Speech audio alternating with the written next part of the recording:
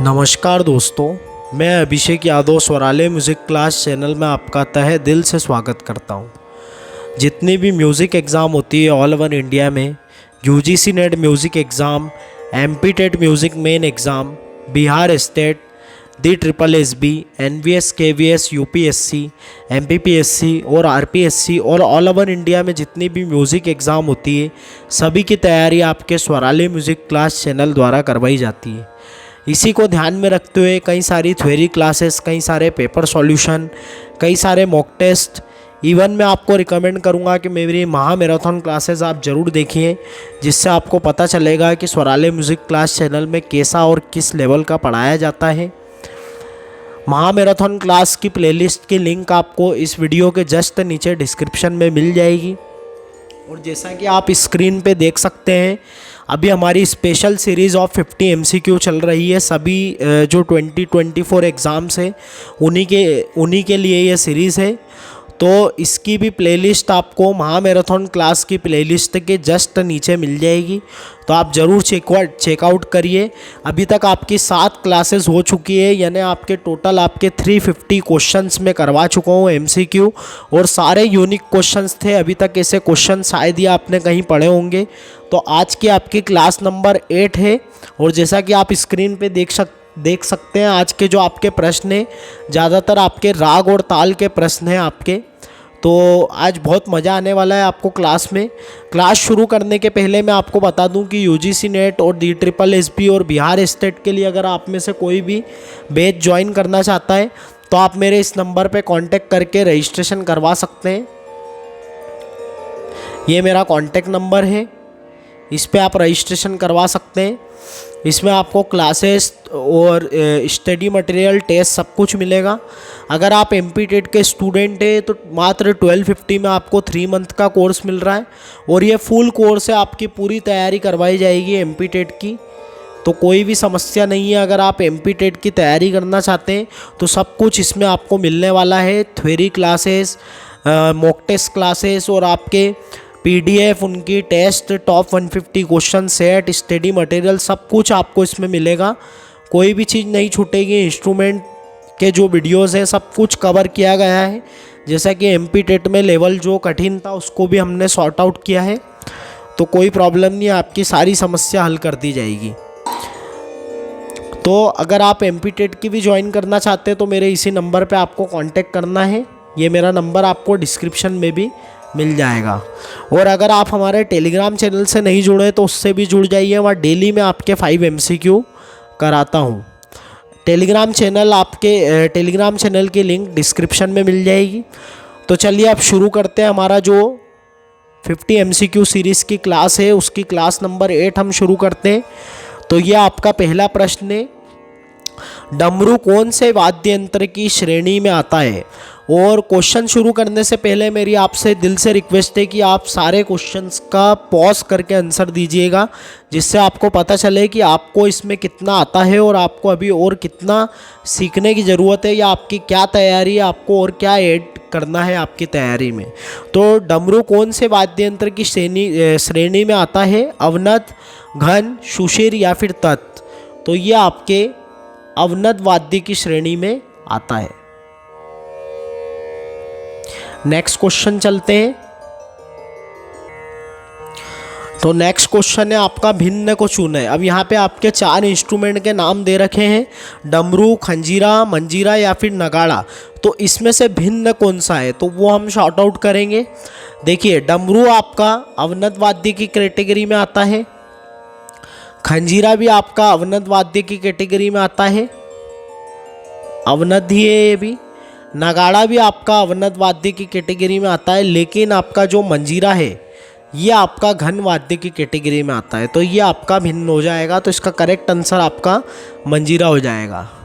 काफ़ी unique question है अभी तक के। मतंग मुनि ने कितने मार्गों का उल्लेख किया है? अब ये मार्ग क्या होते हैं? तो जो आपके ताल के 10 प्राण हैं, ताल के 10 प्राणों में एक आपका मार्ग भी होता है। अब हर ग्रंथकार ने अपने अपने अलग अलग मार्गों के बारे में डिस्कशन किया है।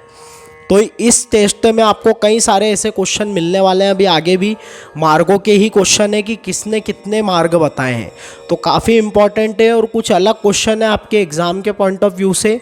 तो मतंग मुनि ने कितने मार्ग बताए हैं, 2, 3, 5, 4, तो इन्होंने आपके 5 मार्ग बताए हैं। नेक्स्ट चलते हैं, नारद मुनि ने कितने मार्ग बताए हैं, 6, 3, 5, 4, तो नारद मुनि ने आपके 6 मार्ग बताए हैं। नेक्स्ट चलते हैं, मानस उल्लास में कितने मार्ग बताए गए हैं, 6, 3, 5, 4, तो मानस उल्लास में आपके 4 मार्ग बताए हैं और ये ग्रंथ आपके सोमेश्वर देव का है, सोमेश्वर देव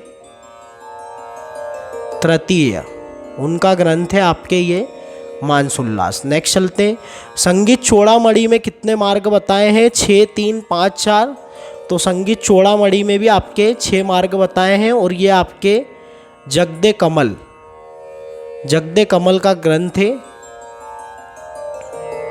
नेक्स्ट चलते हैं, पंडित सारंग देव ने कितने मार्ग बताए हैं, 6, 3, 5, 4, तो पंडित सारंग देव जी ने आपके 4 मार्ग बताए हैं। नेक्स्ट चलते हैं, सारा कुछ नोट कर लीजिएगा, काफ़ी इंपॉर्टेंट है आपके एग्ज़ाम के पॉइंट ऑफ व्यू से और सारे अलग क्वेश्चन है, अभी तक शायद ही आपको किसी ने इस प्रकार के क्वेश्चन करवाए होंगे। भरत मुनि ने कितने मार्ग बताए हैं, 6, 3, 5, 4, तो भरत मुनि ने आपके 3 मार्ग बताए हैं। नेक्स्ट चलते हैं, डॉक्टर अबाने मिस्त्री कौन सी विधा से संबंधित है, अब आपके मार्ग के क्वेश्चन खत्म हो गए हैं, बांसुरी, तबला, सितार या फिर पखावज, तो डॉक्टर अबाने मिस्त्री आपके तबला से संबंधित है और ये आपकी प्रथम महिला तबला वादिका है, प्रथम महिला तबला वादिका है। कई बार आपसे क्वेश्चन ऐसा पूछा जा सकता है कि प्रथम महिला तबला वादिका कौन है, तो वो आपके डॉक्टर अबाने मिस्त्री। डॉक्टर अबाने मिस्त्री का जन्म कब हुआ है, 1935, 1938, 1940 या 1946, तो इनका जन्म हुआ है आपके 1940। नेक्स्ट चलते हैं, संगीत मकरंद में नारद मुनि ने कितने अलंकार बताए हैं, 19, 13, 63 या फिर 56, तो नारद मुनि ने आपके 19 अलंकार बताए हैं। नेक्स्ट चलते हैं, सप्त सुलादी ताल के जनक कौन है, श्यामा शास्त्री, त्यागराज, मुत्तुस्वामी दीक्षितर, पुरंदरदास, तो सप्त सुलादी ताल के जनक आपके पुरंदरदास है, जिनको आपके दक्षिणी संगीत का पितामह भी कहते हैं, दक्षिणी संगीत का पितामह, ये भी आप नोट कर लीजिएगा। नेक्स्ट चलते, दक्षिणी ताल में कितने ताल के कितने अंग हैं, तो दक्षिणी ताल जो आपकी होती है ध्रुवा, अटमट, त्रिपुट, झंप, रूपक, एक ताल, तो इन ताल के टोटल आपके 6 अंगे कौन कौन से उनकी बात कर लेते हैं हम। तो सबसे पहले आपका आता है अनुद्रुत, अनुद्रुत का साइन ऐसा है और ये आपका 1 मात्रा का होता है। फिर आपका आता है द्रुत, द्रुत का साइन आपका ये 0 जैसा है और ये आपका, तो द्रुत की बात करें तो द्रुत आपका 2 मात्रा का होता है। नेक्स्ट चलते, तो नेक्स्ट आपका है लघु, लघु आपका होता है, ये उसका साइन होता है लघु का आपका ऐसा 1 जैसा और ये आपका होता है 4 मात्रा का, यानी ये ऐसा खड़ी लाइन आपकी लघु का साइन है। फिर आपका आता है गुरु, गुरु आपका होता है 8 मात्रा का और इसका साइन आपका एस जैसा ऐसा होता है। फिर आता है आपका प्लूत,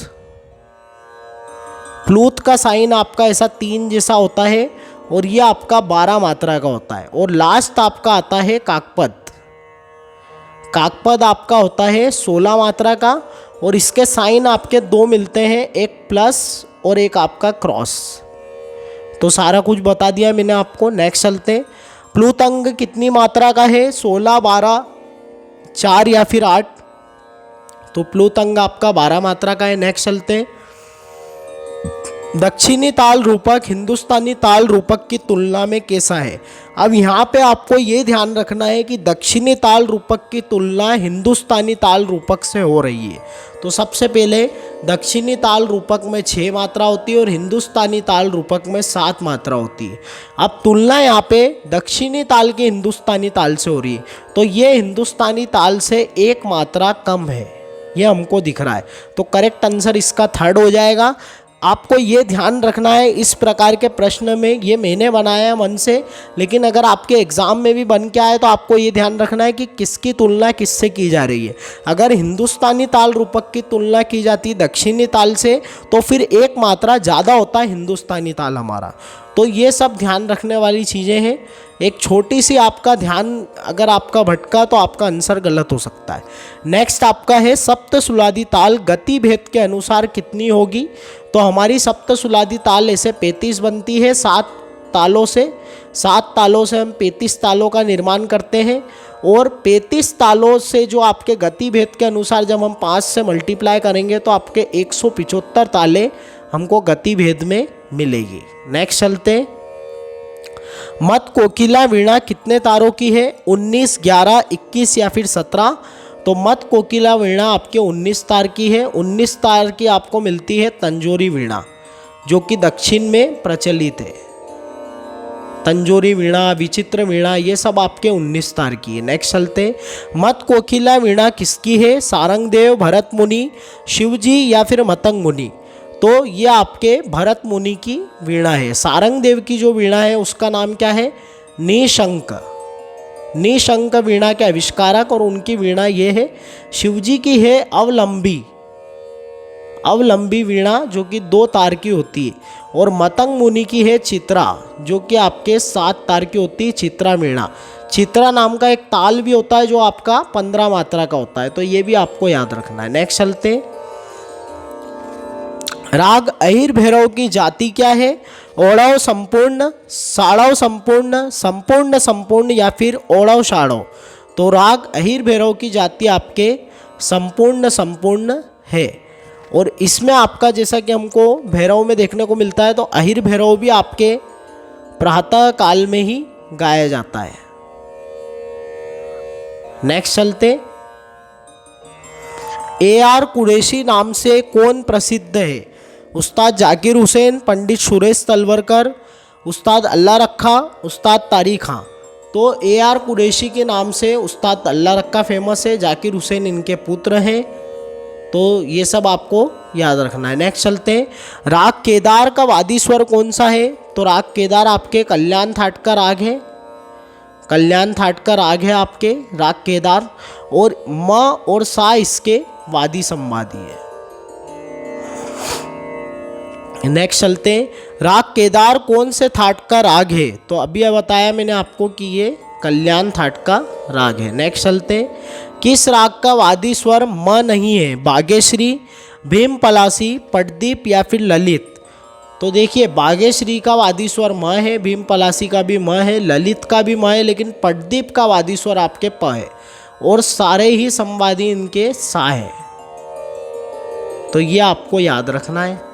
नेक्स्ट चलते हैं। किस राग में दोनों मध्यम लगते हैं और दूसरे विकृत स्वरों का भी प्रयोग होता है? अब विकृत स्वर में कोमल स्वर सारे आ जाते हैं। तो कोई भी कोमल स्वर ऐसा इन्होंने नहीं कहा है कि सारे विकृत स्वर, लेकिन अगर विकृत स्वर लग रहे हैं तो उसका आंसर यही होगा। अब केदार की बात करें तो केदार में भी दोनों मध्यम लगते हैं, छाया नट में भी लगते हैं, ललित में भी लगते हैं, शुद्ध सारंग में भी लगते हैं। लेकिन यहाँ पे पूछा गया है कि विकृत स्वरों का भी प्रयोग किया गया हो। तो केदार में अन्य कोई कोमल स्वर नहीं लगता है। कभी कदार हम देखें तो कोमल नी विवादी स्वर के रूप में उपयोग होता है, लेकिन जनरली आपके कोमल स्वर कोई सा नहीं लगता है। छाया नट में भी नहीं लगता है। ललित में आपके कोमल स्वर लगता है। रे कोमल आपका ललित में लगता है और कोमल धा, रे कोमल, कोमल धा ये लगता है। और शुद्ध सारंग में भी कोई विकृत स्वर नहीं। तो इसका करेक्ट आंसर आपका ललित हो जाएगा, दोनों मध्यम को छोड़ के। ऐसा तो तीव्र मध्यम भी आपके विकृत में आता है, लेकिन उन्होंने बोला है दोनों मध्यम और उसके अलावा जो विकृत स्वर, तो अलावा में सारे आपके कोमल आ जाते हैं। तो उस हिसाब से नेक्स्ट प्रश्न है आपका। पद पप सारे सासा ये स्वरावली किस राग में मुख्य रूप से प्रयोग होती है? हमीर, बसंत, केदार या फिर कामोद। तो ये आपके केदार में प्रयुक्त होती है। आप थोड़ा गा के देखिएगा। राग तिलक श्याम किस थाट का राग है? कल्याण, भैरव, भैरवी या फिर खमाज। तो तिलक श्याम आपके कल्याण थाट का राग है। नेक्स्ट चलते हैं। पंडित रविशंकर ने किस राग का आविष्कार किया है? राग चारुकेशी, राग नड भैरव, राग शंकरा, अ और ब दोनों। तो राग नड भैरव का आविष्कार आपके पंडित रविशंकर ने किया है। इसके साथ में मैं कुछ और राग लिखवा देता हूँ। राग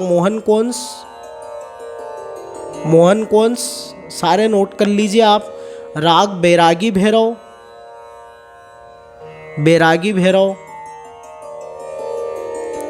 राग बैरागी भैरव, राग परमेश्वरी,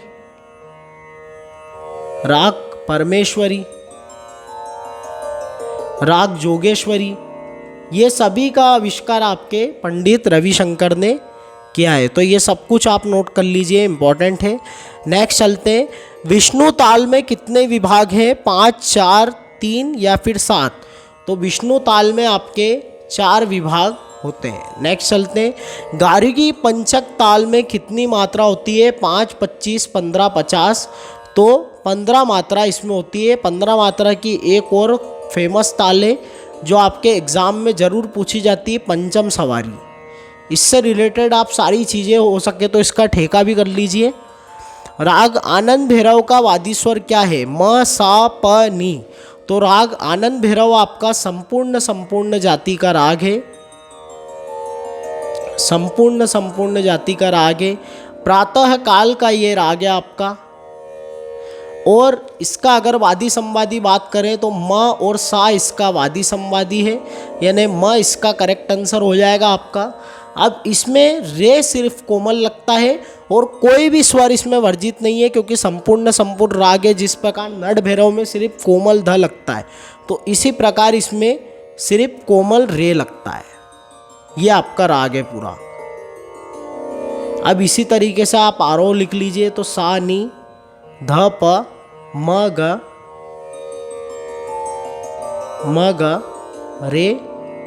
रे कोमल है यहाँ पे, रे कोमल और सा।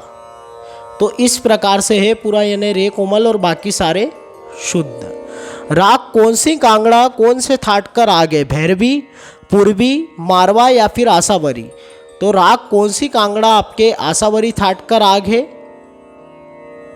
औड़व संपूर्ण इसकी जाति है। औड़व संपूर्ण इसकी जाति है। रेपा इसमें आरोह में वर्जित है, आरोह में वर्जित है। और जैसा कि ये आसावरी थाट का राग है, तो इसमें ग, ध, नी तीनों ही आपके कोमल लगते हैं। नेक्स्ट चलते। राग गुणकली कौन से थाट का राग है और मध्य रात्रि में गाया जाता है आपके कौसी कांगड़ा? राग गुणकली कौन से थाट का राग है? भैरवी, पूर्वी, मारवा या फिर भैरव? तो ये आपके भैरव थाट का राग है। प्रातः काल का ये राग है आपका। औड़व इसकी जाति है। सारा कुछ नोट करवा रहा हूं मैं आपको। ग और नी इसमें वर्जित है, दोनों ही स्वर इसमें वर्जित है, ग और नी, ये जरूर नोट करिएगा। तो इसका जो आपका स्वरूप बनता है सारे म, प, ध, सा, यानी पूरा दुर्गा का चलन है। इसका मतलब दुर्गा के स्वर हैं पूरे। बस दुर्गा में आपके जो ध और रे हैं उनको आप, ध और रे को आप कोमल कर दीजिए। तो ये आपका पूरा दुर्गा जैसा ही है, मतलब कि दुर्गा के स्वरों जैसा ही है। नेक्स्ट चलते। राग गारा कौन से थाट का राग है? तो बिलावल, खमाज, भैरव, कल्याण। तो राग गारा आपके जो है वो खमाज थाट का राग है। ग, नी इसके वादी संवादी है। दिन के द्वितीय प्रहर में यह गाया जाता है, दिन के द्वितीय प्रहर में। और इसमें आपके दोनों गंधार और दोनों निषाद का प्रयोग होता है, दोनों निषाद का प्रयोग होता है। तो ये आपको याद रखना है। और संपूर्ण ये, यानी इसकी जो जाति है आपके संपूर्ण है। जाते समय आपके शुद्ध ग और शुद्ध नी, और आते समय आपके कोमल नी और शुद्ध ग का प्रयोग होता है। नेक्स्ट चलते हैं। बाघ की मृत्यु कहाँ हुई है? जर्मनी, पेरिस, अमेरिका या फिर फ्रांस? तो बाघ की मृत्यु आपके जर्मनी में हुई है। नेक्स्ट चलते हैं। मोजार्ट का जन्म कहाँ हुआ है? 1656। कब हुआ है? 1656। 1752, 1756 या फिर 1758। तो मोजार्ट का जन्म जो आपका हुआ है वो आपके 1756 में हुआ है। नेक्स्ट चलते, मोजार्ट का जन्म कहाँ हुआ है? जर्मनी, ऑस्ट्रेलिया, कनाडा या फिर लंदन। क्वेश्चन आ ही गया वो कहाँ हुआ है, तो ऑस्ट्रेलिया में इनका जन्म हुआ है। मेलोडी के विशेषज्ञ कौन है? मोजार्ट, बीथोवन, बाख या फिर शुबर्ट। तो मेलोडी के विशेषज्ञ आपके शुबर्ट है। लोचन का तीव्र नी कौन सी श्रुति पर है? तो लोचन का तीव्र नी आपके तीव्रा पर है। तो ये आपके पहली पर, ये देखिए तीव्रा से आपके स्टार्ट होती है श्रुतियाँ। पंडित अहोबल का तीव्रतर नी कौन सी श्रुति पर है? तो ये आपके दूसरी श्रुति पर यानी कि कुमुदती पर है। नेक्स्ट चलते, पंडित अहोबल का पूर्व रे कौन सी श्रुति पर है? दयावती, रंजनी, रक्तिका या फिर प्रीति। तो ये आपके दयावती पर है, यानी कि तीव्रा, कुमुदती, मंदा, छंदोवती, दयावती, यानी 5वीं नंबर की जो आपकी श्रुति है उस पर आपका कई बार नंबर से भी पूछ सकते हैं, इसलिए मैं दोनों से बता रहा हूँ। इंदुवाला कौन सी विधा से संबंधित है? ठुमरी, गज़ल, टप्पा या फिर तराना। तो इंदुवाला आपके ठुमरी की बहुत ही अच्छा कलाकार थी, तो आपके ठुमरी विधा से संबंधित है। नीरज भाटी कौन सी विधा से संबंधित है? ठुमरी, गज़ल, होरी या फिर कजरी। तो नीरज भाटी आपके होरी से संबंधित है। रिम्पा शिवाजी कौन सी विधा से संबंधित है? गायन, सितार, तबला या फिर नृत्य। तो ये आपके तबला से संबंधित है और बहुत ही अच्छी कलाकारा है। इतना बढ़िया ये तबला बजाती हैं कि मैं क्या ही बताऊं। अभी बहुत कम उम्र में इतना अच्छा तबला बजाते हैं। एक बार आप नेट पे ज़रूर सुनिएगा, अगर आपने नहीं सुना हो तो यूट्यूब पे बहुत अच्छा तबला बजाते हैं। दरबार फेस्टिवल में भी बजाया है इन्होंने। जया विश्वास कौन सी विधा से संबंधित है? गायन, सितार, तबला या फिर नृत्य। तो ये आपके सितार से संबंधित है जया विश्वास। जया विश्वास के गुरु का नाम क्या है? उस्ताद अलादिया खां, पंडित रविशंकर, पंडित किशन महाराज या फिर उस्ताद विलायत खां। तो ये आपके पंडित रविशंकर जी की शिष्य हैं। अलग दास और मुलक दास किस घराने से हैं? ग्वालियर, दिल्ली, आगरा या फिर बनारस। तो अलग दास, मुलक दास आपके आगरा घराने से हैं। उस्ताद रजब अली खां किस घराने से हैं? बनारस, ग्वालियर, सहारनपुर या फिर किराना। तो ये आपके किराना घराने से हैं। नेक्स्ट चलते, उस्ताद अलाउद्दीन खां का जन्म कब हुआ है? 1860, 1862, 1872 या फिर 1816। तो 1862 में इनका जन्म हुआ है। 1860 में आपके भातखंडे जी का जन्म हुआ है और 1872 में आपके पंडित विष्णु दिगंबर पलुस्कर जी का, पंडित विष्णु दिगंबर पलुस्कर जी का हुआ है। और आपके उस्ताद अब्दुल करीम खां का जन्म भी आपके 72 में ही हुआ है। अब्दुल करीम खान। नेक्स्ट चलते, उस्ताद इमदाद खान का जन्म कब हुआ है? 1836, 1845, 1835 या फिर 1846। तो उस्ताद इमदाद खां का जन्म आपके 1846 में हुआ है। इटावा घराना जो आपका होता है सितार का, इटावा घराना जिसको हम इमदाद खानी घराना भी कहते हैं, तो उसके आप प्रवर्तक हैं इमदाद खां। नेक्स्ट चलते, सितार मुख्यतः कितने प्रकार के होते हैं? तो सितार मुख्यतः आपके 3, 1, 2, 4, तो 2 प्रकार के होते हैं। एक आपका सादा सितार और एक आपका तरफदार वाला, यानी कि तरफ के तारों का भी प्रयोग उसमें हो। तो इस प्रकार हमने आज के भी 50 MCQ कंप्लीट कर दिए हैं। आज सारे हमने फटाफट करे सारे MCQ।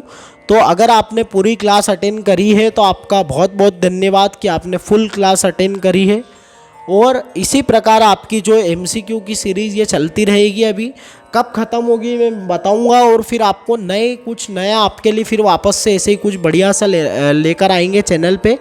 तो आप चैनल से जुड़े रहिए। 100+ वीडियोस आपको इस चैनल पे है, तो सब कुछ आप देखिए। Theory classes, paper solution, mock test, और अभी 50 MCQ सीरीज़ हमारी चल रही है, तो उसकी भी प्लेलिस्ट है, तो उसको भी फुल देखिए। अगर आपको सब कुछ अच्छा लगे और दिल से आवाज़ आए तो मेरे चैनल को लाइक, शेयर और सब्सक्राइब ज़रूर कीजिएगा। Thank you so much. जय श्री राम।